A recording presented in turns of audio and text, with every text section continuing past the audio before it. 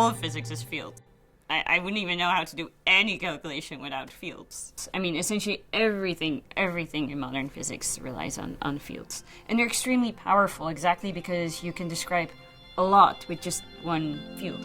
In physics, a field is something very real. In fact, for a modern physicist, fields are currently the correct point of view from which to understand the real world.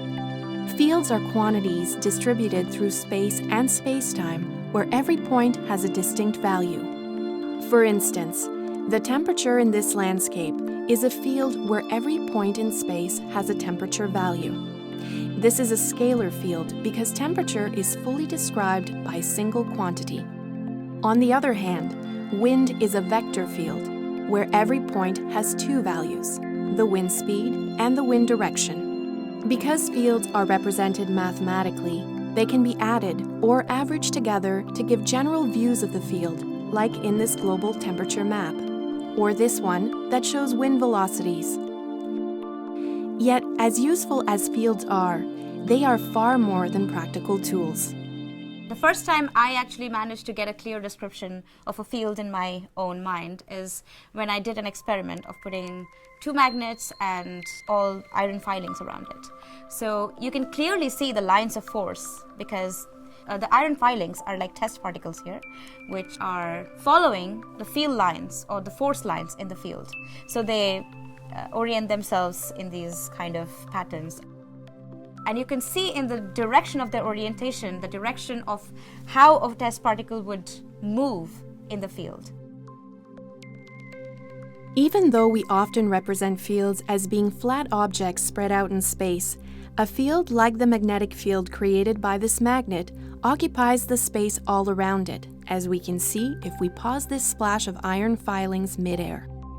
Or even more vividly, in a spectacle of the Northern Lights.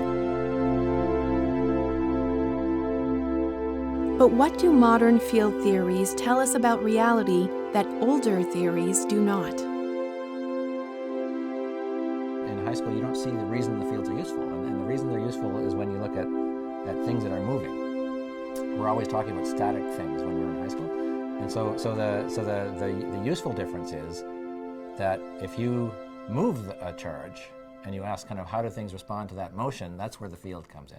Now when we're figuring out what their fundamental forces are, we are doing fields, and nobody tries not to do fields. It's fields are it. And so we talk about fundamental forces, but what we really mean are fundamental fields. Fields occupy space, store and transfer energy and momentum, and even curve space-time. Einstein's theory of general relativity is a type of field theory of gravity where the field is the degree of curvature in space-time created by the presence of energy or mass.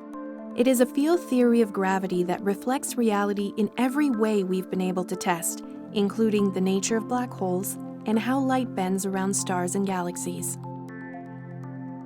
All of the different forces, all the different interactions, including electromagnetism and gravity, and the weak and strong forces, are mediated by fields, which basically means that something happens here, and then there is kind of a disturbance in the field that propagates at the speed of the field. Usually it's the speed of light. Quantum field theory uses fields to describe not only fundamental forces, but it tells us that fundamental particles are oscillations of particular fields. So we can understand a field as a collection of vector points in space-time, and then this collection of vector points in space-time will have collective excitations. And then this collective excitations will have a particular energy and will have a particular momentum.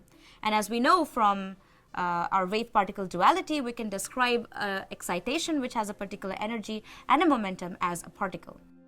The field is really the fundamental concept, and then the particle is one way of looking at the field.